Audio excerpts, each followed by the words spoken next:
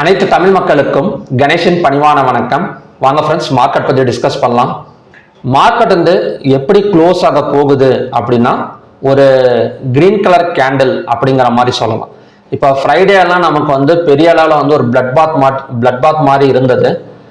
நாம கூட ஃப்ரைடேல வந்து என்னமா டிஸ்கஸ் பண்ணியிருந்தோம் அப்படின்னா, லோவை பிரேக் அவுட் பண்ணால் கண்டினியூஸாக நமக்கு செல்லிங் ஆகும். இல்லை அப்படின்னா ஒரு சில ரெசிஸ்டன்ஸ் எல்லாம் பார்த்தோம்னா அந்த ரெசிஸ்டன்ஸ் எல்லாம் கூட நமக்கு வந்து ஒர்க் அவுட் ஆயிருக்கு இன்னைக்கு. ஓகேங்களா, இது இன்னைக்கு வந்து ஒரு கேப் டவுன் ஓப்பன் ஆகக்கூடிய சான்சஸ் வந்து இருந்திருக்க வேண்டியது. அதாவது நேற்று மார்னிங், சண்டே மார்னிங் வரைக்கும் பார்த்தீங்க அப்படின்னா வந்த நியூஸ் எல்லாம் நெகட்டிவ் நியூஸ் தான். அதாவது பேச்சுவார்த்தைக்கு வந்து நான் வந்து ஆள் அனுப்ப மாட்டேன்னு சொல்லி ட்ரம்ப் சொன்னது, அது மட்டும் இல்லாமல் ஒரு டின்னர் சாப்பிட்டுட்டு இருந்த டைம்ல கன் ஷூட் நடந்து அவர் வந்து வெளியே வந்தது, இதெல்லாம் பார்த்தீங்க அப்படின்னா ஒரு நெகட்டிவ் நியூஸ் தான்.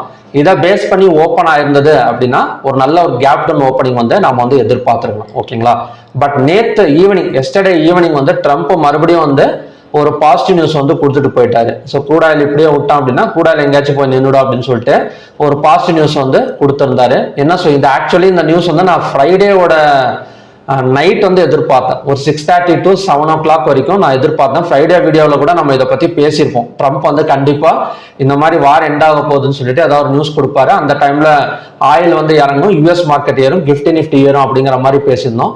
பட் அந்த மாதிரி டைமில் தராமல் நேற்று ஈவினிங் வந்து கொடுத்துருக்கிறாரு. என்னன்னு சொல்லியிருந்தாரு அப்படின்னா, இந்த மாதிரி ஈரானோட வார் வந்து சீக்கிரமா நாங்கள் வந்து நிறுத்திட போறோம். அது மட்டும் இல்லாம அவங்க எப்போ வேணா எனக்கு வந்து டெலிஃபோன்லயே கால் பண்ணி பேசிக்கலாம். இனிமே பாகிஸ்தானுக்கும் போக தேவையில்ல, ஜப்பானுக்கும் போக தேவையில்ல பேச்சுவார்த்தைக்காக. இதா இருந்தாலும் நம்மளுக்குள்ள நான் ஃப்ரெண்டு மாதிரி தானே, ஃபோன் பண்ணி இந்த மாதிரி என்ன வேணுமோ கேட்டா நான் பண்ண போறேன் அப்படிங்கிற மாதிரி அவர் வந்து நியூஸ் கொடுத்துருந்தாரு.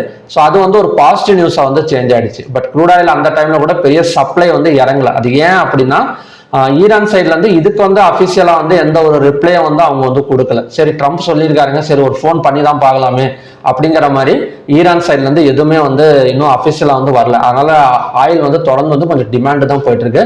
பட் எதுல ரிஃப்ளெக்ட் ஆயிருக்கு அப்படின்னா, வேர்ல்டு ஸ்டாக் எக்ஸ்சேஞ்சில் ஃபுல்லா வந்து பாசிட்டிவ் வந்து ரிஃப்ளெக்ட் ஆயிருக்கு இந்த நியூஸை பொறுத்த வரைக்கும். ஓகேங்களா, ஸோ வேர்ல்டு ஸ்டாக் எக்ஸ்சேஞ்ச் இன்னமும் எம்எஸ்சி குளோபல் இண்டெக்ஸ் எல்லாம் பார்த்தீங்க அப்படின்னா ஒரு 7 பாயிண்ட் வந்து பாசிட்டிவ்ல தான் நமக்கு வந்து போயிட்டு இருக்கு. அதை பேஸ் பண்ணி நிஃப்டி காலையில ஒரு 48 பாயிண்ட்ஸ் நெகட்டிவ்ல ஓப்பன் ஆயிருந்தது. ஸோ அது தொடர்ந்து கொஞ்சம் growth கொடுத்தனால நிஃப்டி, பேங்க் நிஃப்டி எல்லாமே வந்து ஒரு பாசிட்டிவ் சைடு க்ளோசிங் அப்படிங்கிற மாதிரி சொல்லலாம். ஓகேங்களா, ஸோ ஓவராலா அதுக்கப்புறம் பார்த்தீங்க அப்படின்னா சன்ஃபார்மா அப்படிங்கிற ஒரு ஸ்டாக் வந்து கிட்டத்தட்ட ஒரு 7% வரைக்கும் ஏறி இருக்கு. ஒரு 113 பாயிண்ட்ஸ் மேல வந்திருக்கு அப்படிங்கிற மாதிரி சொல்லலாம். அப்படி என்னங்க ஸ்பெஷல் இந்த சன்ஃபார்மால இன்னைக்கு மட்டும் ஒரு 7% மேல வந்திருக்கு அப்படின்னா, இப்போ ஆர்கனன் அப்படிங்கிற ஒரு அமெரிக்கன் கம்பெனி இருக்கு. இதுவும் பார்த்தீங்க அப்படின்னா பேராமெடிக்கல் கம்பெனி தான். ஓகேங்களா, சன்ஃபார்மாங்கிறது ஒரு பேராமெடிக்கல் தான். சன்ஃபார்மா என்ன பண்ணியிருக்காங்க அப்படின்னா $11.7 பில்லியன் வந்து அந்த கம்பெனி வந்து வாங்கியிருக்காங்க. ஸோ இது வந்து பார்த்தீங்கன்னா ஃபர்ஸ்ட் டைம் இந்தியன் கம்பெனி ஒரு அமெரிக்காவில் ஒரு மிகப்பெரிய கம்பெனியை வந்து வாங்கியிருக்கிறது இதுதான் ஃபர்ஸ்ட் டைம். ஓகேங்களா, ஃபர்ஸ்ட் டைம்னா பேராமெடிக்கல்ல. ஓகேங்களா, ஸோ இதை பேஸ் பண்ணி, அது மட்டும் இல்லாமல் ஆர்கனன்ங்கிறது சாதாரண கம்பெனி கிடையாது. கிட்டத்தட்ட 140 கண்ட்ரீஸுக்கு வந்து என்ன சொல்றதுன்னா மெடிசன்ஸ் சப்ளை பண்ணக்கூடிய ஒரு கம்பெனி அப்படிங்கிற மாதிரி சொல்றாங்க. ஸோ அந்த கம்பெனி இந்தியா சேர்ந்த ஒரு கம்பெனி வாங்கியிருக்கிறது மிகப்பெரிய பாசிட்டிவ் நியூஸாக வந்து கிரியேட் ஆகி சன்ஃபார்மா கிட்டத்தட்ட 113 பாயிண்ட்ஸ் பக்கம் நமக்கு வந்து மேலே வந்திருக்கு. இது தொடர்ந்து ஏறுமா அப்படின்னு கேட்டிங்கன்னா, சன்ஃபார்மா வந்து எப்படின்னா ஆல்மோஸ்ட் நமக்கு என்ன சொல்றதுன்னா ஒரு ஹை பிரேக் அவுட் ஆகிற மாதிரி தான் தெரியுது. ஓகேங்களா, இப்போ 1732 ரன் ஆயிட்டு இருக்கு. 1900 சம்திங் நினைக்கிறேன். ஸோ ஆல்மோஸ்ட் ஆல் டைம் ஹைங்கிறது. ஸோ அதை பிரேக் அவுட் ஆயிடுச்சு அப்படின்னா கண்டினியூஸாக கொஞ்சம் மேலே வரதுக்கு சான்சஸ் இருக்கு. இது ஒரு நல்ல பாசிட்டிவ் நியூஸ். ஓகேங்களா, இதை வாங்கலாமாங்க, கண்டிப்பாக ஏறுமா அப்படின்னா அது நீங்கள் உங்கள் ஃபினான்ஷியல் அட்வைசரை கன்சல்டேட் பண்ணிட்டு ஸோ நீங்கள் வந்து இன்வெஸ்ட்மெண்ட் பண்ணிக்கலாம். நான் சொல்றது வந்து ஒரு நாலேஜ் பர்பஸுக்காக தான். ஓகேங்களா, ஓகே. இந்த பாசிட்டிவ் இப்போ போயிட்டு இருக்குல்ல, இப்போ பேங்க் நிஃப்டி, ஃபின் நிஃப்டி இதெல்லாம் மறுபடியும் நாளைக்கு வந்து பாசிட்டிவ் போகுமா அப்படின்னு கேட்டிங்க அப்படின்னா, நாளைக்கு வந்து நிஃப்டி எக்ஸ்பைரி இருக்கு. அது மட்டும் இல்லாமல் பேங்க் நிஃப்டி, ஃபின் நிஃப்டி எல்லாமே வந்து மந்த்லி கான்ட்ராக்டோட எக்ஸ்பைரி இருக்கு. அதுக்கப்புறம் ஸ்டாக்ஸோட எக்ஸ்பைரி எல்லாமே கலந்து நாளைக்கு வந்து வருது. நாளைக்கு பெரிய பை போகும், இல்லைன்னா மறுபடியும் வந்து ஒரு பெரிய செல்லிங் எடுக்கிறதுக்கு பாசிபிலிட்டி இருக்கு. இந்த ரெண்டுல ஏதாவது ஒன்று தான் நடக்குமே தவிர சைட்வேஸுக்கு பாசிபிலிட்டிஸ்ங்கிறது ரொம்ப கம்மி தான். ஓகேங்களா, ஏன்னா நியூஸஸ் வந்து ரொம்ப எதிர்பார்த்துட்டு இருக்கு. ஆல்ரெடி வார் எண்ட் சூன் அப்படின்னு சொல்லி இவர் சொல்லிட்டாரு. ஈரான் சைட்ல இருந்து ஒரு சின்ன அபிஷியலா ஏதாவது ஒரு நியூஸ் வந்துட்டா கூட ஒண்ணும் கிடையாது. Finance minister foreign minister Abbas அவர் வந்து பேச்சுவார்த்தைக்கு போயிருந்தார்ல, ஸோ அவர் வந்து ஏதாவது ஒரு நியூஸை கொடுத்தா கூட மார்க்கெட் வந்து ஹெவியா வந்து இம்பாக்ட் ஆயிடும். ஓகேங்களா? ஸோ ஏதாவது ஒரு பக்கம் பை, ஏதாவது ஒரு பக்கம் செல் போற மாதிரி தான் நமக்கு வந்து காட்டுது ஓப்பன் இன்ட்ரெஸ்ட் டேட்டாவுமே கூட. ஓகே, நெக்ஸ்ட் வந்து stock heat map. Stock heat மேப்ல பெரிய அளவில் போன கம்பெனிஸ் அப்படின்னு பார்த்தோம் அப்படின்னா சன் ஃபார்மா அப்படிங்கிற மாதிரி சொல்லலாம். அதுக்கப்புறம் பார்த்தீங்க அப்படின்னா IT sector. So IT sector நமக்கு ஃப்ரைடேலாம் பெரிய அளவில் ஃபாலோ இருந்தது. இன்னைக்கு வந்து மறுபடியும் பார்த்தீங்க அப்படின்னா கொஞ்சம் மேலே வந்துட்டு இருக்கு. ஸோ ஓவராலாக ஸ்டாக் ஹீட் மேப் பார்த்தோம் அப்படின்னா கொஞ்சம் வந்து பச்சையா இருக்கு. பச்சையானா அங்கங்க கொஞ்சம் வந்து ரெட் இருக்கு தவிர மற்றது எல்லாமே வந்து கிரீன் கலருக்கு வந்து சேஞ்ச் ஆயிருக்கு இன்னைக்கு. ஓகேங்களா? நெக்ஸ்ட் வந்து open interest data. Open interest டேட்டாவை பார்க்குறப்ப மந்த்லி கான்ட்ராக்ட் வந்து ஒரு ஈக்குவல் க்ளோசிங். மற்றபடி Nifty and Sensex mid cap Nifty எல்லாம் பார்த்தீங்க அப்படின்னா கால் ஆப்ஷனை பை பண்ணி புட் ஆப்ஷனை செல் பண்ணியிருக்கிற மாதிரி க்ளோசிங் வந்து கொடுத்துருக்காங்க. நெக்ஸ்ட் வந்து என்எஸ்சியில் பார்த்தோம் அப்படின்னா 3395 ஸ்டாக்ஸ் வந்து ட்ரேட் ஆயிருக்கு. அதில் 2566ங்கிறது பாசிட்டிவ், அதே மாதிரி 733ங்கிறது நெகட்டிவ், அன்சேஞ்சடுங்கிறது 96. 52 வீக் ஹைல வந்து பார்த்தீங்க அப்படின்னா 126 ஸ்டாக்ஸும் 52 வீக் லோல வந்து 22 ஸ்டாக்ஸும் ட்ரேட் ஆயிருக்கு. இப்போவும் பார்த்தீங்க அப்படின்னா 52 வீக் ஹைல தான் 126 ஸ்டாக்ஸ் வந்து இருக்குது. அப்பர் சர்க்கிள்ல 110ம் லோயர் சர்க்கிள்ல 60. செக்டார் வைஸ் க்ளோசிங் நல்லாவே இருக்குங்க. எந்த செக்டார்லையும் வந்து பெரிய அளவில் வந்து பணத்தை வந்து வெளியே எடுக்கல. எல்லா செக்டார்லையும் நமக்கு வந்து பாசிட்டிவ்ல தான் இருக்கு. மேபி எஃப்ஐஎஸ் வந்து கொஞ்சம் பை பண்ணியிருக்கலாம் அப்படிங்கிற மாதிரி தான் இருக்கு. இன்னைக்கு வந்து எப்படியும் பார்த்தீங்க அப்படின்னா ஒரு 600 கோடி 700 கோடி. ஏன்னா செல்லிங் பண்றப்ப தான் 17,000 கோடி எல்லாம் பண்ணுவாங்க. பட் பையிங் பண்றப்ப ஏதோ ஒரு டீ செலவுக்கு மாதிரி ஒரு 700 கோடி 800 கோடி அந்த மாதிரி பையிங் பண்ணி கொஞ்சம் ஆசையை காட்டுவாங்க எஃப்ஐயை பொறுத்த வரைக்கும். ஓகேங்களா? நெக்ஸ்ட் வந்து பார்த்தீங்க அப்படின்னா ஹைவேட்டேஜ் ஸ்டாக்ஸ். ஹைவேட்டேஜ் ஸ்டாக்ஸ்ல நல்லா புஷ் பண்ணியிருக்கிறது ரிலையன்ஸ். ரிலையன்ஸ் எங்க இந்த அளவுக்கு எல்லாம் மேலே வந்திருக்கு அப்படின்னா தெரியுங்களா? ஒன்றும் கிடையாது. குவார்டர்லி ரிசல்ட்ஸ் வந்து அனௌன்ஸ் பண்ணியிருந்தாங்க Q4 ரிசல்ட்டு. அது வந்து அந்த நெட் ப்ராஃபிட் வந்து கொடுத்துருந்தாங்க அதில். ஸோ அதை பேஸ் பண்ணி தான் ரிலையன்ஸ் கிட்டத்தட்ட 2.81% பக்கம் நமக்கு வந்து க்ரோத் கொடுத்துருக்கு. ரிலையன்ஸும் ஒரு நல்ல பிரேக் அவுட் தான், போய் செக் பண்ணி பார்த்தீங்கன்னா தெரியும். ஓகேங்களா? நெக்ஸ்ட் வந்து HDFC bank, State Bank of India, M&M, TCS, Infosys, Sun Pharma எல்லாமே வந்து நல்லா தான் பர்ஃபார்மன்ஸ் கொடுத்துருக்கு. கொஞ்சம் ரிவர்ஸ் எடுத்தது வந்து பார்த்தீங்க அப்படின்னா ஐசிஐசி பேங்க்கும் ஸ்ரீராம் ஃபைனான்ஸ் இந்த ரெண்டு மட்டும் தான் நமக்கு வந்து நெகட்டிவ் வந்திருக்கே தவிர மற்றதெல்லாம் வந்து ஹைவேட்டேஜ் ஸ்டாக்ஸ் பாசிட்டிவ் க்ளோசிங் அப்படிங்கிற மாதிரி சொல்லலாம். டாப் கெய்னர்ஸ்ல ஃபர்ஸ்ட் இருக்கிறது சன் ஃபார்மா. அது எதனாலங்கிறத இப்போதான் நம்ம டிஸ்கஸ் பண்ணோம். நெக்ஸ்ட் வந்து Jio finance, Wipro, Adani ports, Tech M இதெல்லாம் பார்த்தீங்கன்னா டாப் கெய்னர்ஸ். டாப் லூசர்ஸ்ல இருக்கிறது Shriram finance, Axis bank, BEL, Tata consume, ICICI bank இதெல்லாம் பார்த்தீங்க அப்படின்னா டாப் கெய்னர்ஸ், டாப் லூசர்ஸுக்கான ஸ்டாக்ஸ். ஓகேங்களா?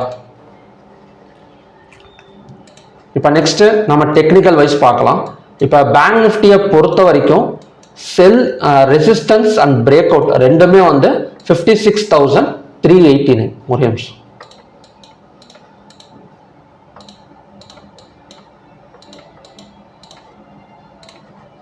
Okay, resistance and buy side break out ரெண்டுமே வந்து 56,466. இந்த 56,466க்கு மேலே ஒரு 5 மினிட்ஸ் கேண்டல் கொடுத்தாலோ ஒரு க்ளோசிங் கொடுத்தாலோ இல்லைனா ஓப்பனிங்கே இதுக்கு மேலே நடந்தாலும் கண்டினியூஸாக கொஞ்சம் பை எடுக்கிறதுக்கு சான்சஸ் இருக்கு. Up to 400 to 500 points. இல்லை அப்படின்னா இன்பிட்வீன்ல ஓப்பன் ஆகிறப்ப ஒரு ஃபிளாட் மார்க்கெட் ஓப்பனிங் எல்லாம் பேங்க் நிஃப்டியில் நடந்தது அப்படின்னா ஸோ இந்த ரெசிஸ்டன்ஸ் அண்ட் சப்போர்ட் வந்து எக்ஸாக்டாக ஒர்க் அவுட் ஆகக்கூடிய சான்சஸ் இருக்கு. ஸோ 55,754ங்கிறது சப்போர்ட் ஜோன். ஆல்ரெடி இந்த இடத்துல வந்தால் ஒரு டபுள் பாட்டம் சப்போர்ட் வந்து ஒர்க் அவுட் ஆகலாம். அதோட டார்கெட் வந்து 56,466. இதையும் பிரேக் அவுட் பண்ண கண்டினியூஸாக நமக்கு வந்து மேலே வரதுக்கான சான்சஸ் இருக்கு பேங்க் நிஃப்டியை பொறுத்த வரைக்கும். ஓகே, நிஃப்டி இப்போ நிஃப்டி எப்படிங்க இருந்தது அப்படின்னா மார்னிங்ல வந்து ஒரு அழகான ஒரு என்ன சொல்றதுன்னா ஒரு ட்ரெண்ட் லைன் பிரேக் அவுட் அப்படிங்கிற மாதிரி சொல்லலாம். இந்த ஜோன் எல்லாம் பார்த்தீங்கன்னா தெரியும். ஃபர்ஸ்ட் நமக்கு வந்து மார்னிங்லேயே ஒரு கேப் அப் ஓப்பனிங், ஒரு சின்ன கேப் அப் ஓப்பனிங், ஒரு பெரிய கேப் அப் ஓப்பனிங்லாம் கிடையாது, ஜஸ்ட் ஒரு 5 பாயிண்ட் அப்படி போறப்ப நமக்கு இந்த இடத்துல பையிங் கன்ஃபர்மேஷன் கொடுத்துருக்கு.